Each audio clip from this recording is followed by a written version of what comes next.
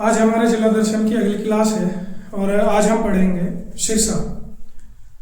सिरसा के बारे में जितनी चीज़ें एग्जाम की दृष्टि से इम्पोर्टेंट है वो सारा कुछ हम जानने की कोशिश करेंगे और हर चीज़ के बारे में, हर पॉइंट के बारे में डिटेल से चर्चा करेंगे। तो आज का जो हमारा जिला है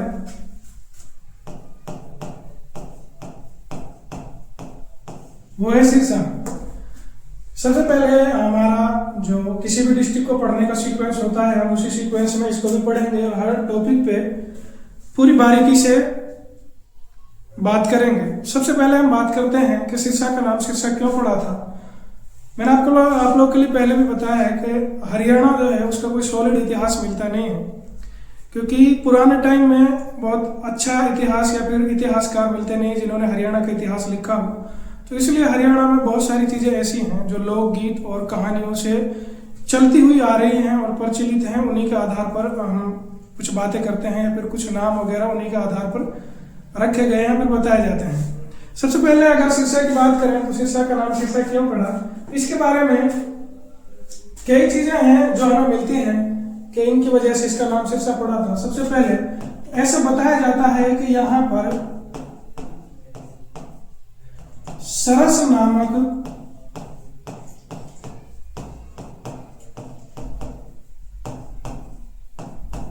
पेड़ अधिक पाया जाता था।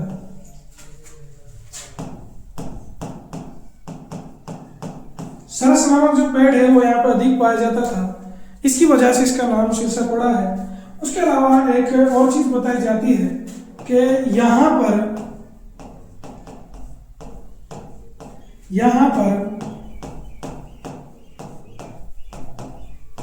सरस नामक राजा ने राज किया था।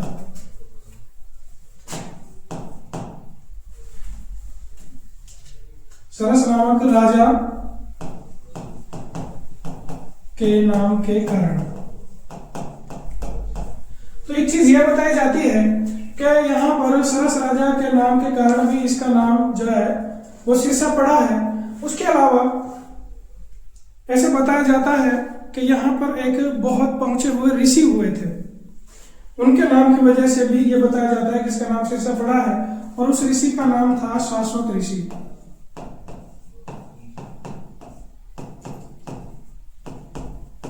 शाश्वत ऋषि के नाम के कारण। तो ये थी वो वजह जिनकी वजह से सिरसा का नाम सिरसा पड़ा था। ये तीन वजह है जो सबसे ज्यादा बताई जाती हैं। उसके अलावा अब हम बात करते हैं कि जो सिरसा है उसका गठन कब हुआ था। सबसे पहले अगर बात की जाए तो सिरसा का गठन अंग्रेजों ने किया था और अंग्रेजों ने इसका जो गठन है वो 1837 में किया था। सबसे पहले अगर सिरसा गठन की बात की जाए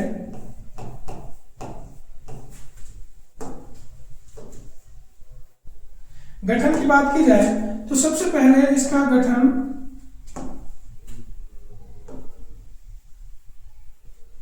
की बात की जाए तो सबसे पहले इसका गठन 1837 में किया गया था।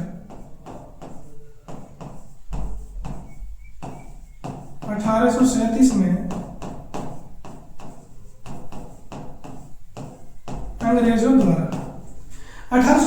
में अंग्रेजों द्वारा इसका गठन किया गया था। उसके अलावा अगर बात की जाए तो एक कैप्टन था थोरास्बी।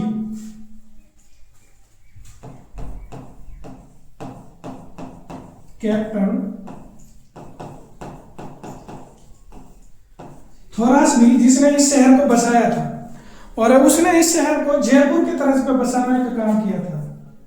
इसलिए याद रखना है इसको जयपुर के तर्ज पर बसाने का काम किया था या फिर बसाया था। तो वो कौन था? वो था कैप्टन थोरास्बी, जिसने इसको जयपुर के तर्ज पर बसाने का काम किया था। उसके अलावा अगर हम बात करें कि हरियाणा में इसका गठन कब हुआ था, अगर हम बात करें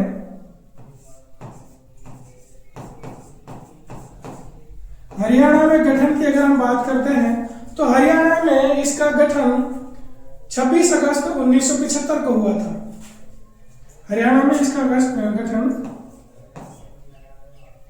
26 अगस्त 1971 को इसका गठन हुआ था। उसके अलावा अगर बात की जाए, अगर हमसे क्वेश्चन ये पूछ लिया जाए कि इसका कार्यभार कब संभाला गया था, अगर हमसे पूछ लिया जाए कि यहाँ पर डीसी कब बैठा था, तो यहाँ का कार्यभार कब शुरू हुआ था, कब संभाला गया था, तो वो है 1 सितंबर 1975 को। तो इस दिन ये याद रखना है कि इस दिन सिरसा का कार्यभार संभाला गया था। तो ये थी इसके गठन की बात, कि इसकी गठन कब हुआ। अब हम बात करते हैं इसके पुराने नाम की, कि इसका पुराना नाम क्या क्या थे। क्या हम बात करते हैं सिरसा के पुराने नाम की।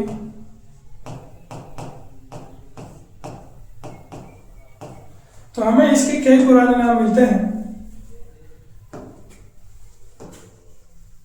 पुराना नाम की अगर बात की जाए तो इसके कई पुराने नाम मिलते हैं। सबसे पहले हम बात करते हैं इसका नाम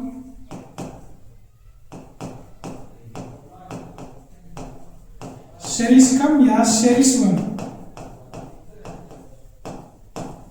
ये नाम मिलता है हमें। और अगर बात की जाए कि ये नाम कहाँ मिलता है, तो ये नाम मिलता है अष्टाध्याय में। अष्टाध्याय में हमें नाम मिलता है, जिसको पाणिनि ऋषि के द्वारा लिखा गया था, पाणिनि ऋषि के द्वारा लिखा गया था। अष्टाध्याय में इसका जिक्र मिलता है। उसके अलावा अगर बात की जाए तो इसको सुरसती नगर एक इसका नाम मिलता है।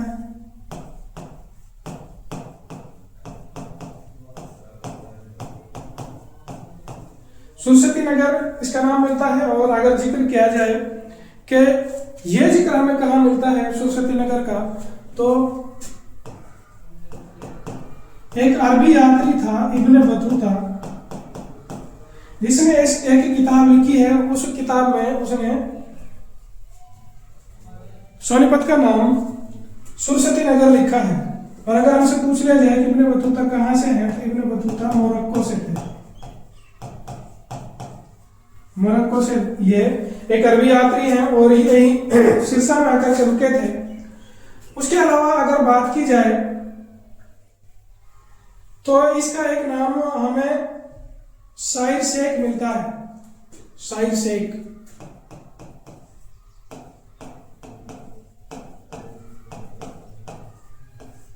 शाहिर शेख इसका नाम मिलता है। और ये नाम हमें इसका 2 किताबों में मिलता है। सबसे पहले तो महाभारत में इसी नाम से इसको पुकारा गया है। महाभारत में इसका जिक्र मिलता है। और उसके अलावा दिव्य विधान में इसका जिक्र मिलता है। दिव्य विधान में भी इसका जिक्र मिलता है, जो एक बौद्ध ग्रंथ है। उसके अलावा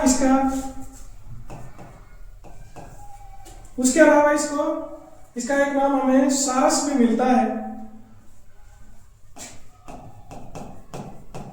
सारस, और एक शीर्षिका। अगर बात की जाए पुराने नामों की, तो ये वो पुराने नाम हैं जो हमें सिरसा के मिलते हैं। अब हम बात करते हैं इसके उपनाम की, कि सिरसा के उपनाम कौन कौन से हैं। उपनाम की बात की जाए, सबसे पहले हम देखेंगे कि यहाँ पर डेरे बहुत ज्यादा हैं, तो इसलिए इसको डेरों का शहर भी बोलते हैं।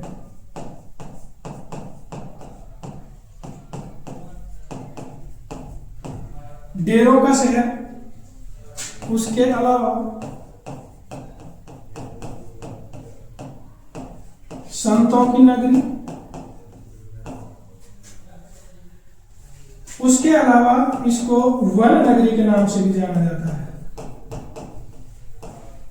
अब ऐसे नहीं है कि यहाँ पर वन बहुत थोड़े हैं, क्योंकि वन अगर हरियाणा में बात की जाए तो वन सबसे ज्यादा पंचकुला में है। तो फिर इसको वन नगरी क्यों कहा गया है? क्योंकि यह नाम बहुत पहले ही दिया गया है।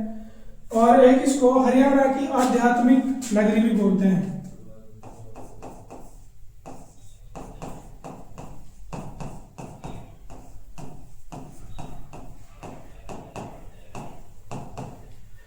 हरियाणा की आध्यात्मिक नगरी डेरोकस है।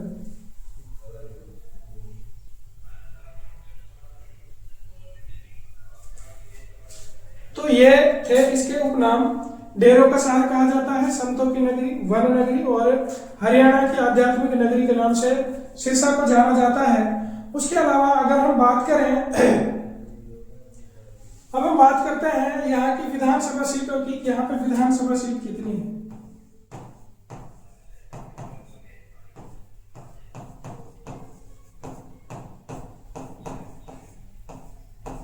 विधानसभा सीट तो यहाँ पे 5 विधानसभा सीट है। यहाँ पर 5 विधानसभा सीटें हैं, और बात की जाए वो कौन कौन सी हैं। सबसे पहले तो खुद सिरसा है,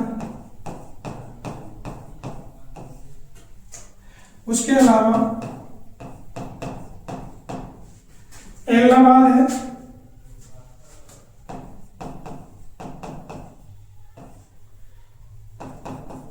तीसरी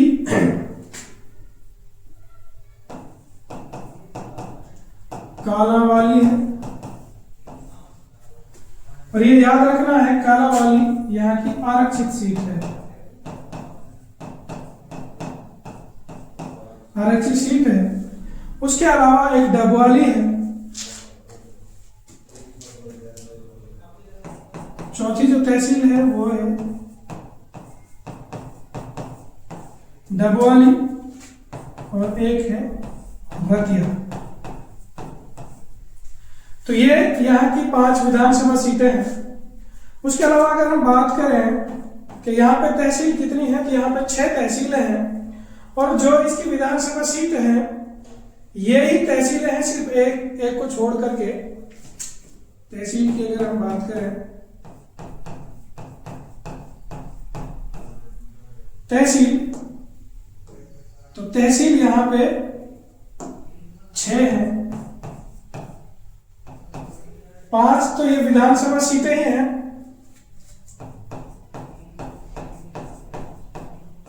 सिरसा, इलाहाबाद, डबवाली,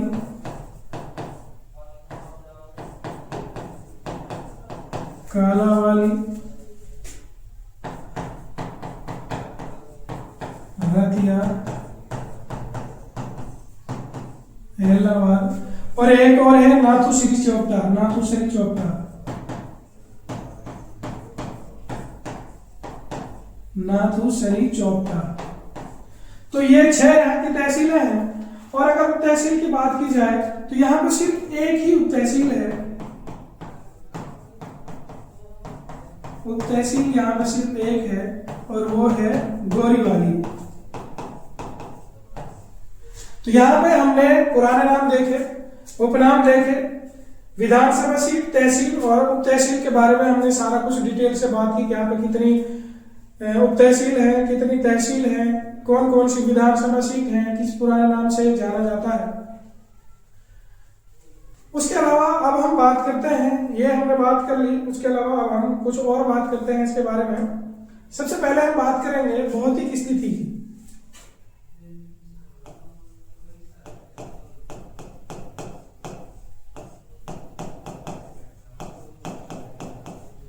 भौतिक स्थिति की बात करेंगे, और भौतिक स्थिति में हम सारे पॉइंट डिटेल से जानने की कोशिश करेंगे कि जैसे ये कहाँ पड़ता है, किन किन के साथ सीमा साझा करता है, हरियाणा के कितने डिस्ट्रिक्ट के साथ सीमा साझा करता है, उसके अलावा पंजाब और राजस्थान के कितने डिस्ट्रिक्ट के साथ सीमा साझा करता है, उसके अलावा यहाँ पे फसल कौन कौन सी ज़्यादा होती है, यहाँ की मिट्टी कैसी है, यहाँ नदी कौन सी बहती है, सिंचाई किसके द्वारा की जाती है, ये सारी चीज़ें हम डिटेल से जानने की कोशिश करेंगे।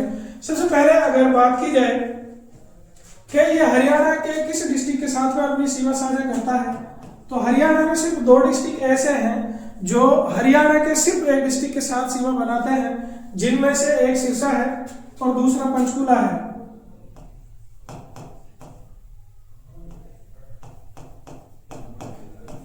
हरियाणा के अगर डिस्ट्रिक्ट की बात की जाए तो ये फतेहाबाद के साथ अपनी सीमा बनाता है, फतेहाबाद के साथ अपनी सीमा बनाता है। उसके अलावा अगर राजस्थान की बात की जाए तो राजस्थान के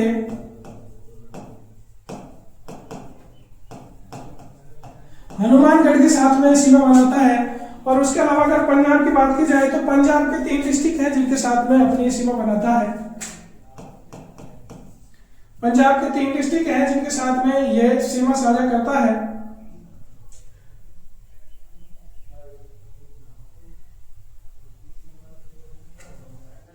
सबसे पहले है पंजाब के 3 डिस्ट्रिक्ट हैं मानसा, दूसरा है बठिंडा, उसके अलावा है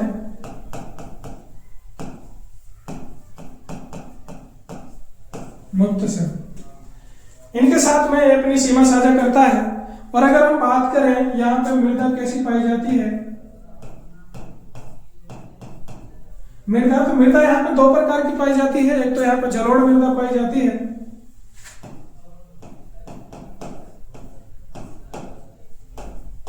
जलोढ़ मृदा व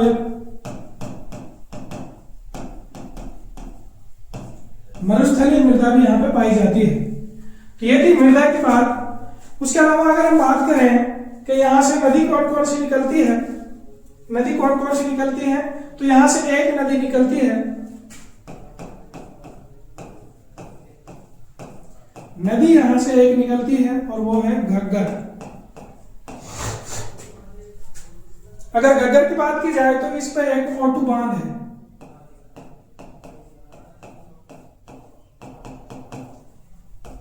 इस नदी पर एक ओटू बांध है। और अगर हमसे इसकी स्थापना पूछ ली जाए तो 1986-87 में इसकी स्थापना की गई थी, ओटू बांध की। इस पे 1986-87 में इसकी स्थापना की गई थी। इसके बारे में एक चीज हमें और याद रखनी है और वो ये है कि हरियाणा का जो सबसे निचला क्षेत्र है वो सिरसा में है और वो अनकाई दलदल है। एक ही याद रखनी है कि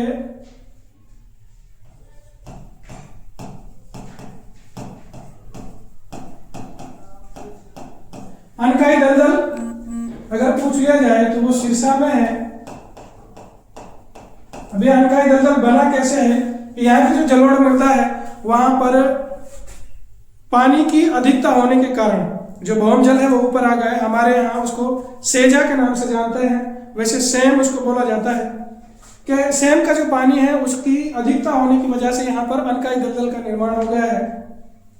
और अगर हमसे पूछ लिया जाए कि हरियाणा का सबसे नीचा स्थान, हरियाणा का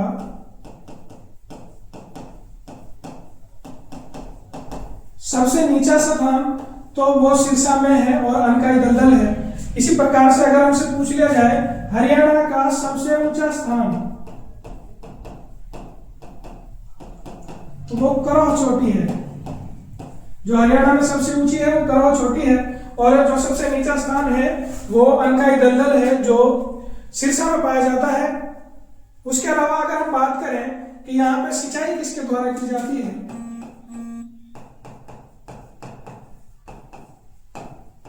सिंचाई किसके द्वारा की जाती है, तो यहां पर सिंचाई भाखड़ा नहर द्वारा की जाती है।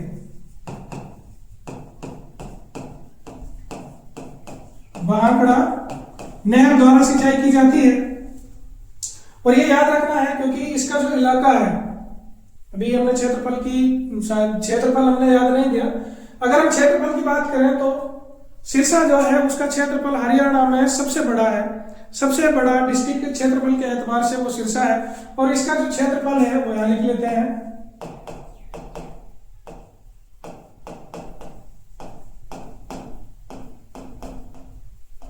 4277 वर्ग किलोमीटर है। अब जब क्षेत्रफल इसके पास ज्यादा है तो जाहिर सी बात है ऐसी जमीन भी ज्यादा होगी जहां पर फसल जब उगाई जाती है। तो सिंचाई के बारे में बात की जाए तो सबसे ज्यादा सिंचाई यहाँ पर की जाती है भाखड़ा नहर के द्वारा और सर्वाधिक सिंचाई वाला क्षेत्र भी सिरसा के पास ही है।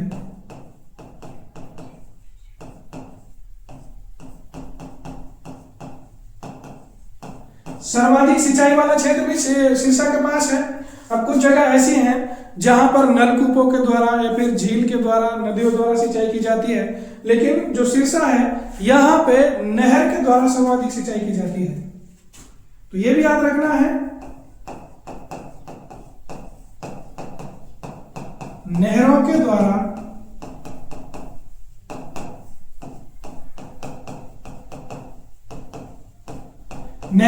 सर्वाधिक सिंचाई अगर पूछ ली जाए तो वो सिरसा है, क्योंकि सबसे कम वर्षा जो होती है वो सिरसा में होती है। तो ये भी याद रखना है,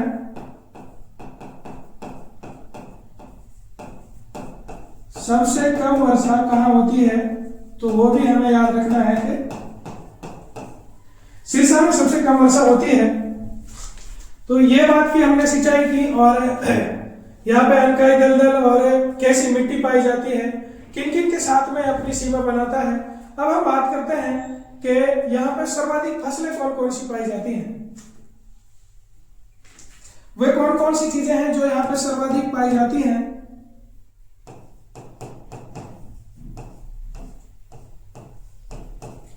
सर्वाधिक फसल, सबसे पहले हमें याद रखना है कि यहाँ पर गेहूं की सबसे ज्यादा फसल उगाई जाती है। हरियाणा में सबसे ज्यादा गेहूं यही होता है, इसलिए इसे गेहूं का कटोरा भी कहा जाता है। जैसे करनाल को चावल का कटोरा कहा जाता है, उसी प्रकार से सिरसा को गेहूं का कटोरा भी कहा जाता है। सर्वाधिक गेहूं की फसल होती है। उसके अलावा यहाँ पर कपास की सर्वाधिक फसल होती है, कपास की सर्वाधिक फसल होती है, और उसके अलावा आंवला यहाँ सर्वाधिक उगाया जाता है। आंवला यहाँ सर्वाधिक उगाया जाता है, और उसके अलावा प्रदेश में सबसे ज्यादा खट्टे फल यही उगाए जाते हैं। प्रदेश में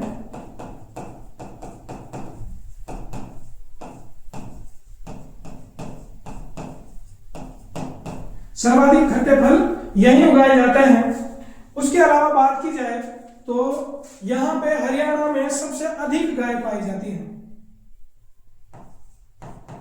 अगर हमसे क्वेश्चन पूछ लिया जाए हरियाणा में सर्वाधिक गाय, तो वो सिरसा में पाई जाती है। उसके अलावा सर्वाधिक गौशालाएं भी यही पाई जाती हैं। सबसे ज्यादा गाय यहाँ पाई जाती है, उसके अलावा सर्वाधिक गौशालाएं यहाँ पाई जाती हैं। उसके अलावा अगर हम बात करें तो यहाँ पर एक ऊंट प्रजनन केंद्र है।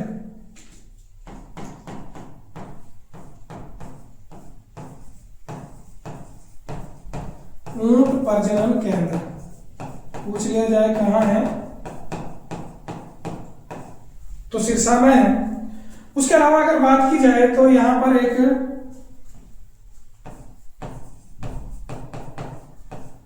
कपास उत्कृष्टता केंद्र है। उत्कृष्टता केंद्र अगर हमसे पूछ लिया जाए कपास उत्कृष्टता केंद्र कहाँ है, तो वो भी सिरसा में है। यहाँ पर हमने भौतिक परिस्थिति की बात की कि यहाँ पर किस किस के साथ सीमा साझा करता है, और सर्वाधिक फसलें कौन कौन सी उगाई जाती हैं, मृदा कौन सी पाई जाती है, सबसे छोटा स्थान कौन सा है, और सबसे अधिक चीजें क्या पाई जाती हैं। उसके अलावा हम बात करते हैं कि यहाँ पर फल उत्कृष्टता केंद्र भी है। फल उत्कृष्टता केंद्र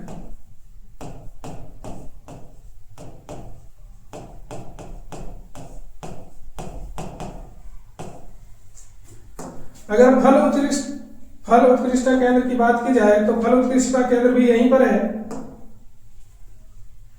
और अगर हमसे पूछ लिया जाए कि इसकी स्थापना कब की गई थी, तो इसकी स्थापना 2013 में की गई थी।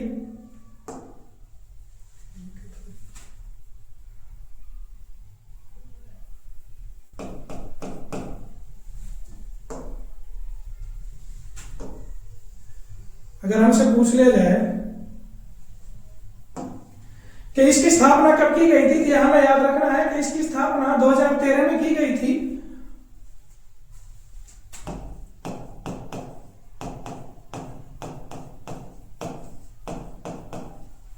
स्थापना 2013 में की गई थी। उसके अलावा अगर पूछ लिया जाए ये कहाँ पर है, तो ये मंगियाना गांव में है। और अगर हमसे पूछ लिया जाए कि किस देश की मदद से इसकी स्थापना की गई है, तो ये भी हमें याद रखना है इजराइल देश की मदद से इसकी स्थापना की गई है।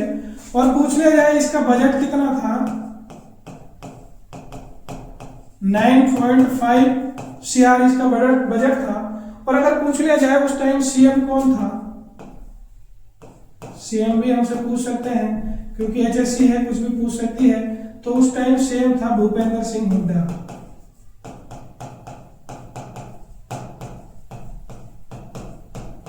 भूपेंद्र सिंह हुड्डा उस टाइम सीएम था। तो बात कर रहे हैं यहाँ पे फल कृषि का केंद्र है। उसके अलावा यहाँ पर एक वीटा दूध प्लांट भी है।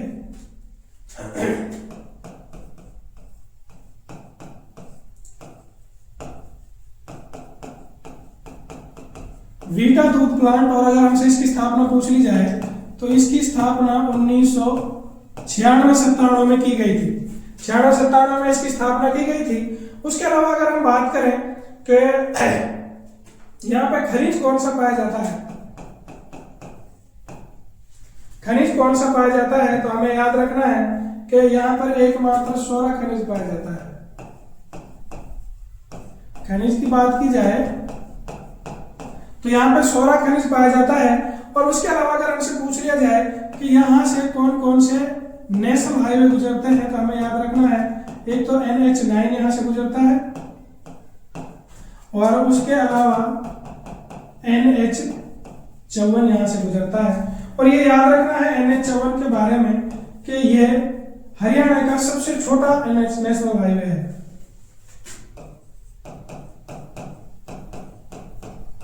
हरियाणा का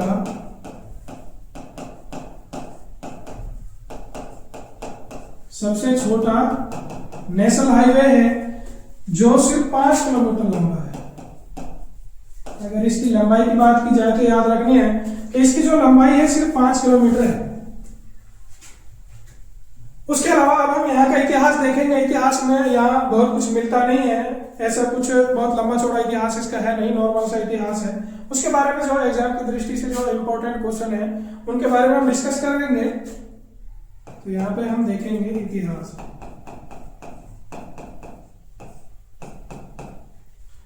इतिहास की बात की जाए तो सिरसा में एक मिट्टी का टीला मिला है।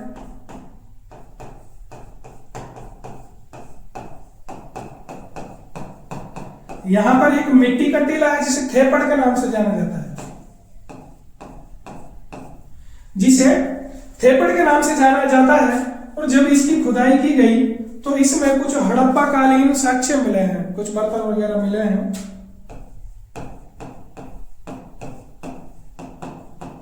हड़प्पा कालीन साक्ष्य मिले हैं।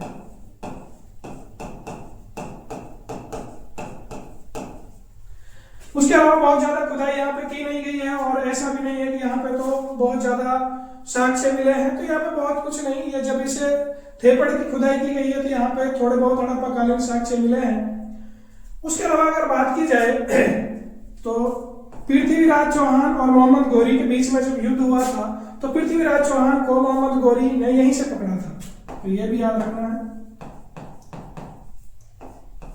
पृथ्वीराज चौहान को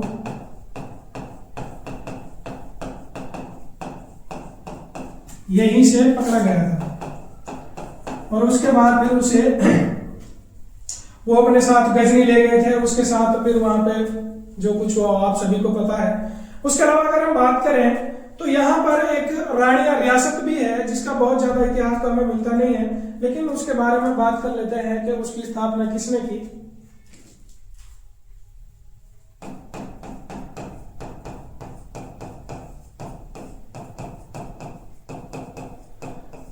रानिया रियासत की स्थापना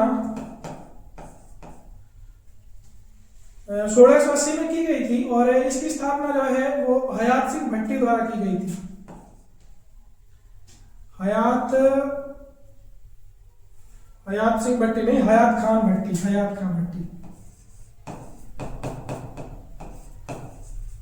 हयात खान भट्टी के द्वारा इसकी स्थापना की गई थी। और उसके अलावा यहाँ पे एक चीज और मिलती है सिरसा में, और वो ये है कि 1967-68 में घग्गर नदी के किनारे 54 शतलों पर खुदाई की गई थी। में घग्गर नदी के किनारे 54 शतलों पर खुदाई की गई थी, जिसमें हमें रंगमहल सभ्यता के अवशेष मिले हैं। ये याद रखना है,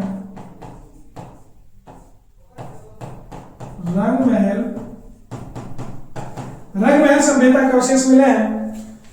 उसके अलावा अगर हम बात करें तो बहुत ज्यादा इतिहास इसका है नहीं, जैसा कि मैंने आपके लिए पहले ही बताया था। इतिहास की दृष्टि से अगर देखा जाए तो सिर्फ यही है इसके जो इंपॉर्टेंट पॉइंट्स हैं जिनको आप लिख सकते हैं इतिहास की दृष्टि से। तो उसके अलावा अब हम बात करते हैं यहाँ के उद्योग धंधों की। यहाँ पर उद्योग धंधे कौन कौन से हैं, और औद्योगिक दृष्टि से भी ये बहुत ज्यादा फला फूला है नहीं, बहुत ज्यादा उद्योग भी यहाँ पे है नहीं। सबसे पहले अगर हम बात करें तो यहाँ पे सिर्फ 2 उद्योग पाए जाते हैं। उद्योग की अगर बात की जाए तो उद्योग की दृष्टि से बहुत ज्यादा फला फूला है नहीं, यहाँ पर सिर्फ 2 उद्योग पाए जाते हैं। एक तो जो हंटर जीप है वो यहीं बनाई जाती है। हंटर जीप बनाई जाती है, और अगर हमसे पूछ ले कहाँ बनाई जाती है तो डबवाली में बनाई जाती है। उसके अलावा यहाँ पर MSG के प्रोडक्ट बनाए जाते हैं, MSG के उत्पाद बनाए जाते हैं यहाँ पे, MSG मैसेंजर ऑफ गॉड, और ये 2014 में इसकी स्थापना की गई थी।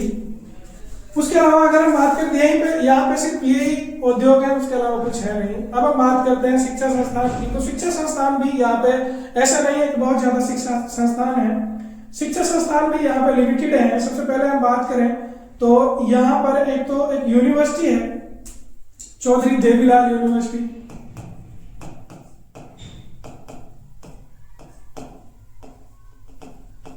शिक्षा व संस्थान की अगर बात की जाए तो एक तो यहाँ पे चौधरी देवीलाल यूनिवर्सिटी है,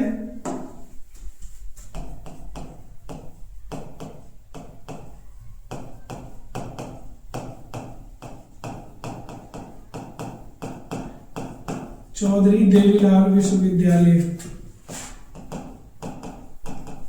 और अगर हमसे इसकी स्थापना पूछ ली जाती है कि इसकी स्थापना कब की गई थी, तो इसकी स्थापना 2003 में की गई थी। 2003 में इसकी स्थापना की गई थी। उसके अलावा यहाँ पर एक जवाहर नवोदय विद्यालय भी है।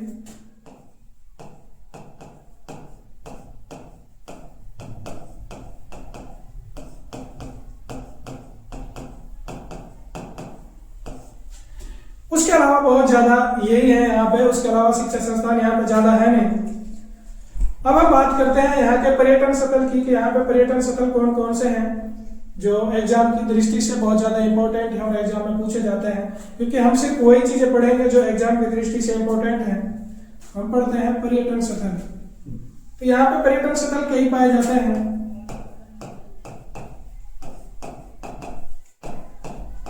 और जैसा कि हम जितने भी डिस्ट्रिक्ट पढ़ रहे हैं उन सारे डिस्ट्रिक्टों में हम देख रहे हैं कि हमारे हरियाणा में पक्षियों के नाम पर बहुत ज्यादा पर्यटन स्थल बनाए गए हैं। तो यहाँ पे भी पक्षियों के नाम पर पर्यटन स्थल बनाए गए हैं।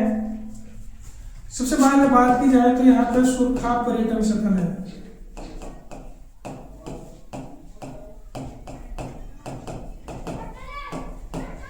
सुरखा पर्यटन स्थल। उसके अलावा बात की जाए तो यहाँ पे काला तीथर पर्यटन स्थल है। काला तीथर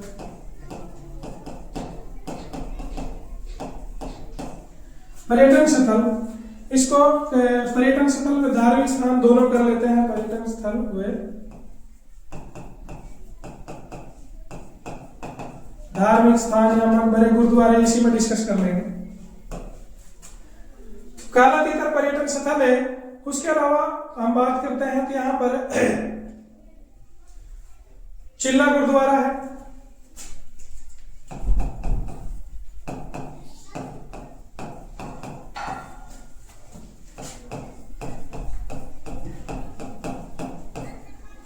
चिल्ला गुरुद्वारा है।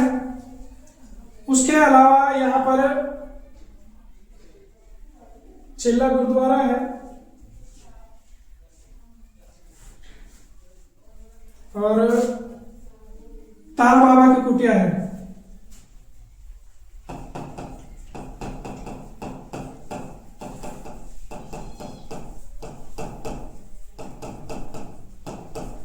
तारा बाबा की कुटिया है। और अगर हमसे पूछ लिया जाए कि इसकी स्थापना किसने करवाई है, तो इसकी स्थापना गोपाल कांडा ने करवाई। गोपाल कांडा ने इसकी स्थापना करवाई है। उसके अलावा यहां पर चोर मीनार शहीदा गुरुद्वारा है।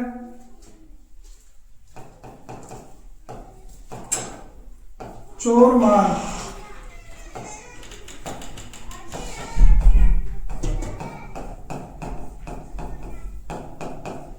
शहीदा गुरुद्वारा है। और अगर हमसे पूछ लिया जाए कहां पर है, तो चोर मार जगह पर ही है। चोरमार नामक गांव में ही है। उसके अलावा अगर बात की जाए तो यहां पर ख्वाजा अब्दुल शंकर की दरगाह है। इसके अलावा एक नामधारी गुरुद्वारा भी है यहाँ पर।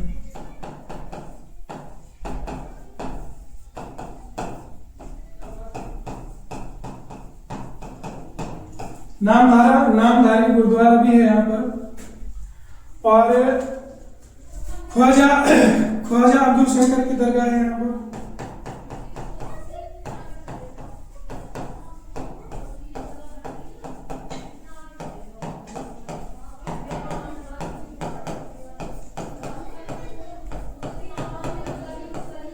ख्वाजा अब्दुल शंकर की दरगाह है यहाँ पर। उसके अलावा यहाँ पर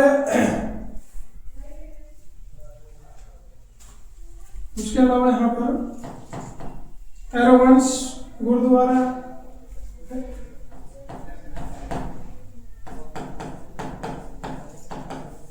एरोवंश गुरुद्वारा है यहाँ पर। और डेरे तो यहाँ पर बहुत ज्यादा है, लेकिन कुछ एक इंपॉर्टेंट डेरे हैं जिनके बारे में बात कर लेते हैं। सबसे पहले सभी ने उसका नाम सुना होगा, डेरा सच्चा सौदा यहीं पर है।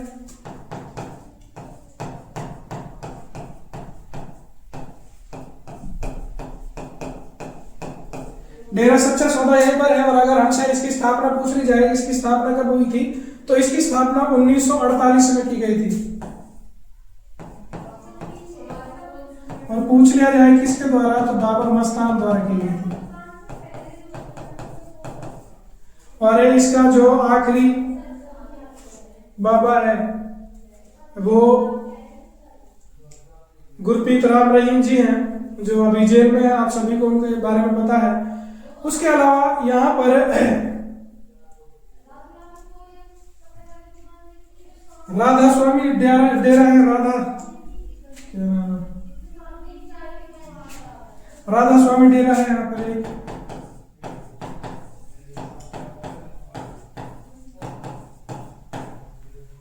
और एक सरसाईनाथ बाबा का डेरा है।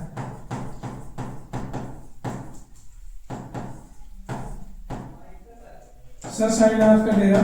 तो डेरे यहाँ पे बहुत ज्यादा हैं, लेकिन जो एग्जाम की दृष्टि से कुछ इंपॉर्टेंट है, हम सिर्फ उन्हीं के बारे में बात करेंगे।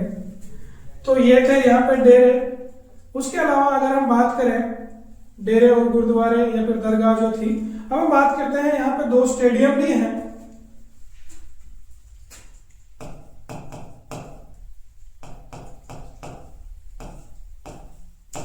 यहाँ पे 2 स्टेडियम भी हैं। अगर स्टेडियम की बात की जाए तो एक तो यहाँ पर शाह सतनाम स्टेडियम है।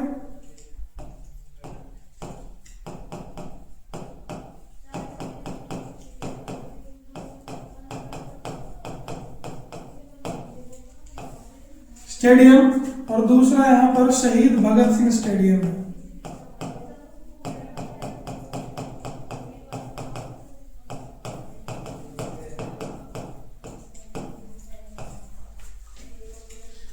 शहीद भगत सिंह स्टेडियम है। ये 2 स्टेडियम है यहाँ पर। उसके अलावा एक यहाँ पर पीछे रह गया था, वो लिख लेते हैं कि यहाँ पर चौधरी देवीलाल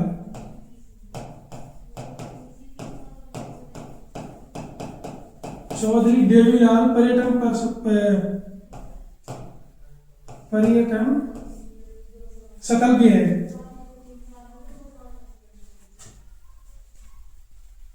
दो स्टेडियम है, चौधरी देवीलाल पर्यटन प्रासाद। दो स्टेडियम है यहाँ पर, सतनाम जी का स्टेडियम है एक, और एक भगत सिंह का स्टेडियम है, भगत सिंह नाम से स्टेडियम है। अब बात करते हैं यहाँ पर मंदिर कौन कौन से हैं।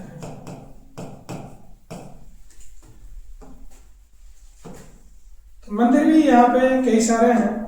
सबसे पहले बात की जाए तो यहाँ पर गणगौर सांस्कृतिक क्या नाम है, मंदिर यहाँ पे बहुत ज्यादा नहीं है, मंदिर यहाँ पे सिर्फ दो ही है जो एग्जाम की दृष्टि से इंपॉर्टेंट है। वैसे तो मंदिर आपको गांव गांव जगह जगह मिल जाएंगे, लेकिन हम सिर्फ उन्हीं के बारे में बात करेंगे जो एग्जाम की दृष्टि से इंपॉर्टेंट है। तो सबसे पहले यहाँ पर बाबा रामदेव जी का मंदिर मिलता है।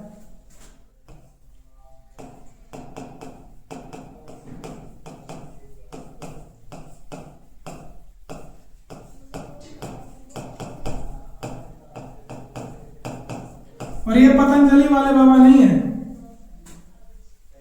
ये दूसरे बाबा हैं। और ये अगर पूछ ले कहां पर है तो ये कागदारा नामक जगह पर है, कागदारा नामक गांव में है।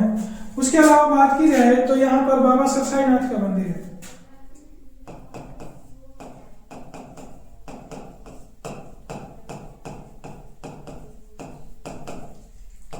बाबा सरसाईनाथ का मंदिर है।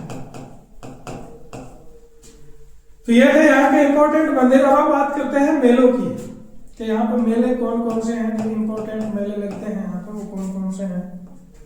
तो मेले यहाँ पे कई हैं जो लगते हैं। सबसे पहले अगर बात की जाए तो यहाँ पर गणगौर सांस्कृतिक मेला लगता है।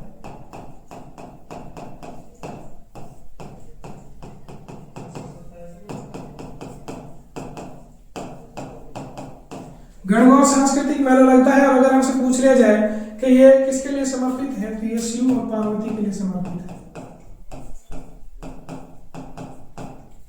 शिव व पार्वती के लिए समर्पित है। उसके अलावा यहाँ पर राधा स्वामी मेला लगता है।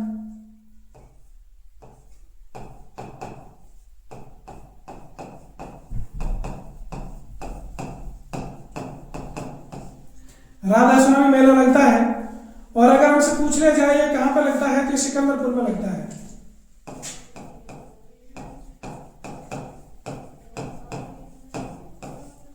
उसके अलावा बात करें तो यहां पर बाबा भूण शाह का मेला लगता है।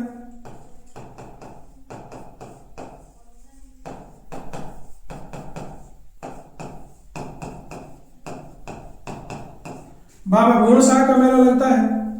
उसके अलावा यहां पर एक बैसाखी मेला लगता है।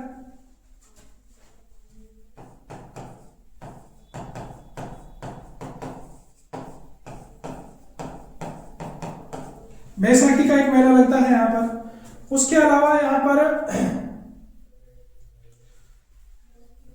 रामदेव का मेला लगता है। पीछे मंदिर पड़ के आए हैं तो ये भी याद रखना है।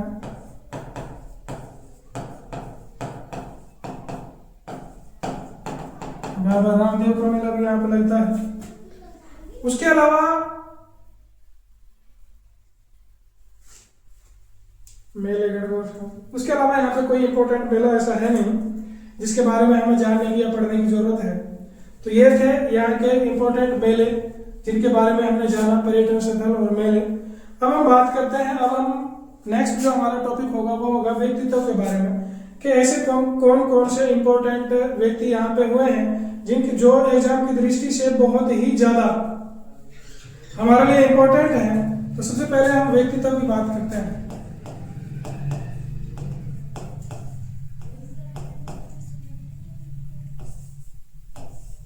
व्यक्तित्व की बात की जाए तो यहाँ के जो सबसे फेमस व्यक्ति हैं वो है ताऊ देवीलाल।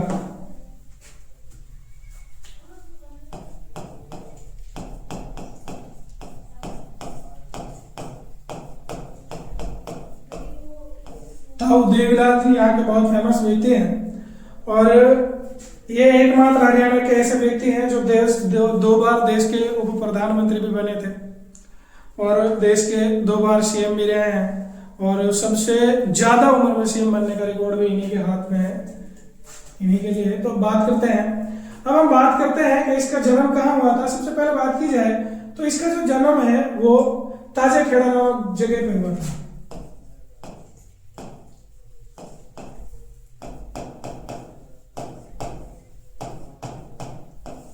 तो याद रखना है इसका जो जन्म है वो ताजेखेड़ा में हुआ था। उसके अलावा बात की जाए तो ये 2 बार देश के उप प्रधानमंत्री रहे हैं।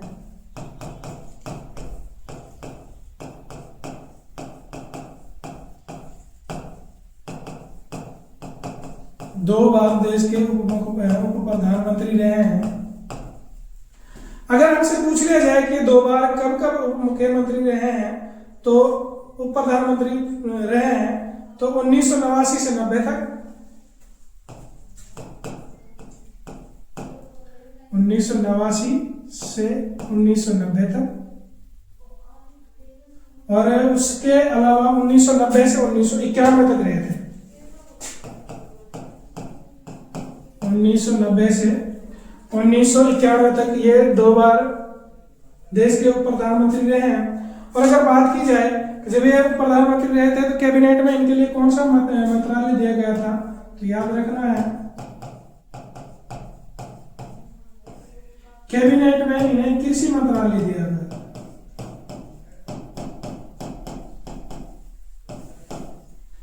केंद्र में इनको कृषि मंत्रालय दिया गया था। उसके अलावा हम बात करते हैं कि ये 2 बार हरियाणा के मुख्यमंत्री भी रहे हैं।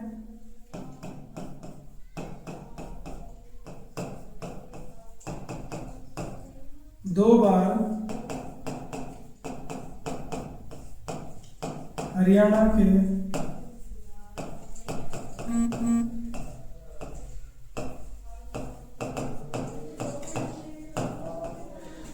हरियाणा के मुख्यमंत्री भी रहे हैं। और अगर हमसे पूछ लिया जाए कि ये 2 बार हरियाणा के मुख्यमंत्री कब रहे थे तो एक तो रहे थे 1977 में इन्होंने शपथ ली थी और एक 1987 में इन्होंने शपथ ली थी। उसके अलावा हम बात करते हैं कि ताऊ देवीलाल के कुछ उपनाम भी हैं। सबसे पहले हम बात करते हैं कि इसको जनता जननायक के नाम से जाना जाता है। इसके उपनाम की बात करें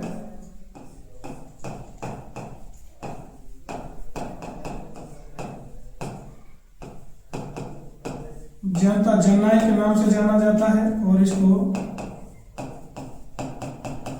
राजनीति का भीष्म पितामह कहा जाता है। भीष्म पितामह के नाम से जाना जाता है।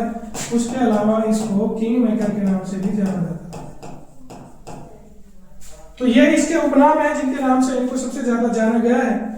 उसके अलावा अगर हम बात करें तो इसने एक प्रसिद्ध नारा भी दिया था कि जो लोकराज है वो लोकलाज से चलता है। इसका एक प्रसिद्ध नारा था, वो भी लिख लेते हैं।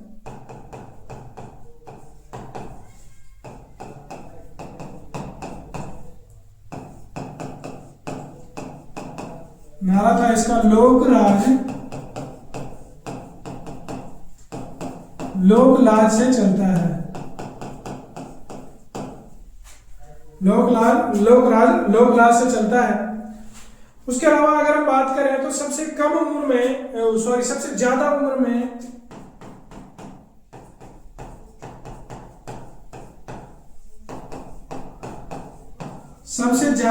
में सीएम जो बनने का रिकॉर्ड है वो भी इन्हीं के पास है। तो ये थे इसके बारे में कुछ चीजें जो आपने पढ़ी, जो एग्जाम की दृष्टि से इंपॉर्टेंट थी। ताऊ देवीलाल का जन्म ताजेखेड़ा में हुआ। 2 बार उप प्रधानमंत्री ये देश के रहे हैं और कैबिनेट में इनको कृषि मंत्रालय मिला था। उसके अलावा अगर बात की जाए कैबिनेट में इनको कृषि मंत्रालय मिला था और अगर पूछ लिया जाए कि ये वहां लोकसभा में कौन सी सीट से जीत करके गए थे, तो ये रोहतक और 2 सीटों से उस टाइम ये जीते थे, रोहतक और सीकर।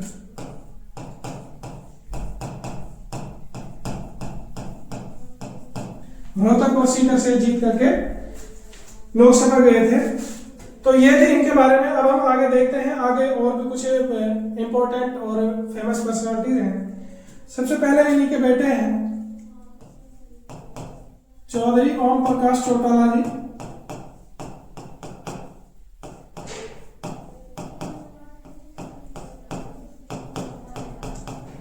ओम प्रकाश चौटाला, जिनका रिकॉर्ड है सबसे ज्यादा बार ये सीएम बने थे, 5 बार।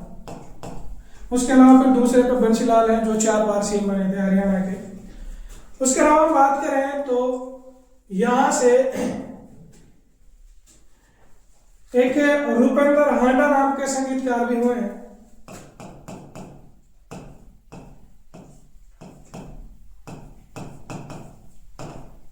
रूपेंद्र हांडा,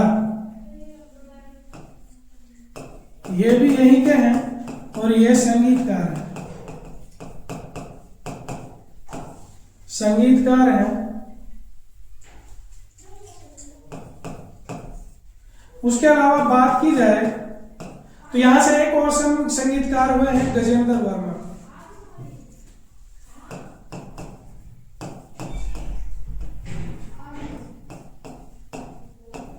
गजेंद्र वर्मा ये भी संगीतकार हैं। उसके अलावा आप सभी ने नाम सुना होगा शंकर जादूगर का।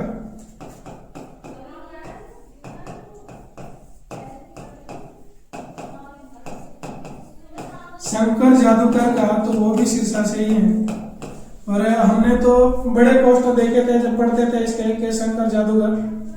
उसके अलावा गोपीचंद भार्गव, वो भी यहीं से है।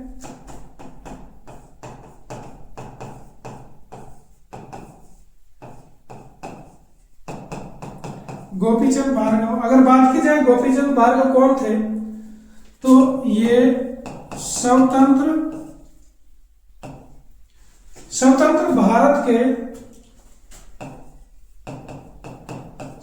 भारत में ये पंजाब के पहले सीएम थे।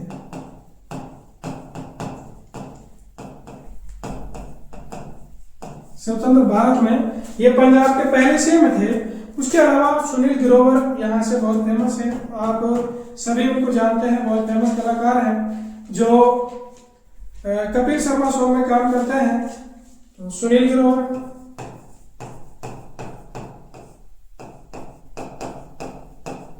सुनील ग्रोवर जी बहुत फेमस है। उसके अलावा बात करते हैं कि यहाँ पर एक सरदार सिंह है।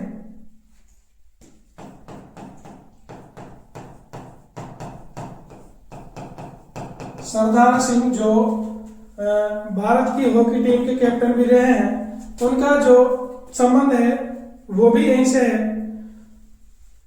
अगर हम उनके जन्म की बात करें तो 16 जुलाई 1986 को उसका जन्म हुआ था।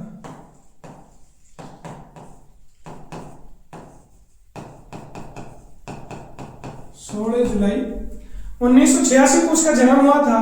उसके अलावा 2012 में उसको अर्जुन अवार्ड दिया गया था। 2012 में उसको अर्जुन अवार्ड दिया गया। उसके अलावा 2014 के एशियन गेम्स में उसकी कप्तानी में भारत ने स्वर्ण पदक जीता था। उसकी कप्तानी में भारत ने स्वर्ण पदक जीता था। उसके अलावा अगर बात की जाए तो 2017 में उसको राजीव गांधी खेल पुरस्कार दिया गया था। राजीव गांधी खेल पुरस्कार।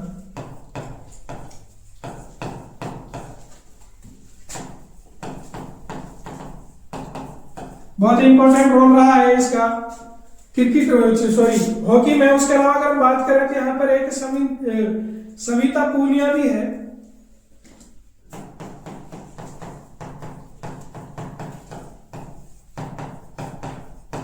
सविता पूनिया है जो हॉकी टीम में, वुमेन्स हॉकी टीम में गोलकीपर है, और इसको दी वॉल ऑफ इंडिया के नाम से जाना जाता है।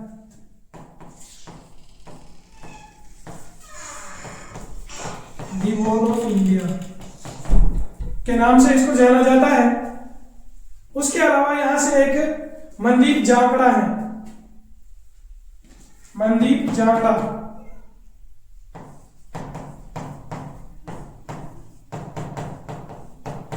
मनदीप जांगड़ा है जो एक बॉक्सर है, मनदीप जांगड़ा है जो एक बॉक्सर है। उसके अलावा बात की जाए तो यहां से प्रोफेसर गणेशी लाल है, ये भी याद रखना है, प्रोफेसर गणेशी लाल, जिनको उड़ीसा का राज्यपाल बनाया गया था। इनको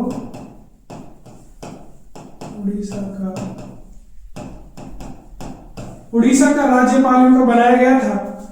उसके अलावा बात की जाए तो यहां से एक गोपाल कांडा है, गोपाल कांडा,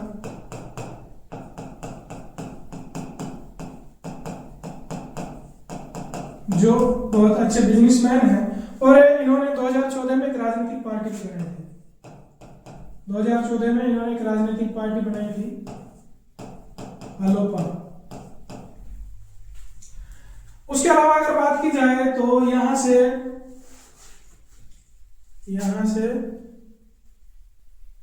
एक चांद परदाई है,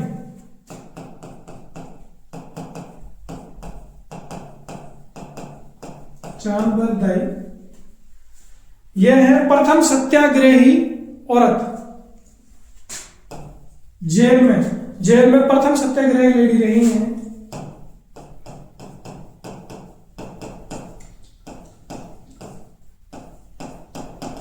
और अगर प्रथम सत्याग्रही पुरुष को पूछ लिया जाए तो वो लाला मुरलीधर हैं, वो पलवल से हैं। और जो ये चांद परदाई है, इनका जो संबंध है वो सिरसा से है।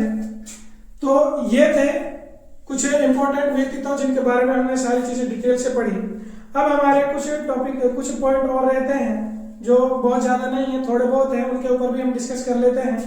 सबसे पहले तो हम बात करते हैं कि हरियाणा का पाकिस्तान के निकट सबसे, हरियाणा का पाकिस्तान से सबसे निकट जो जिला है वो सिरसा है। उसके अलावा अगर बात की जाए तो हरियाणा के जो पहला कैशलेस गांव था, हरियाणा का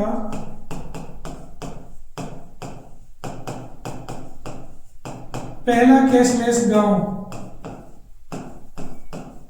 वो नीलावाली था। उसके अलावा अगर बात की जाए तो हरियाणा में सबसे अधिक कच्ची सड़कें हैं।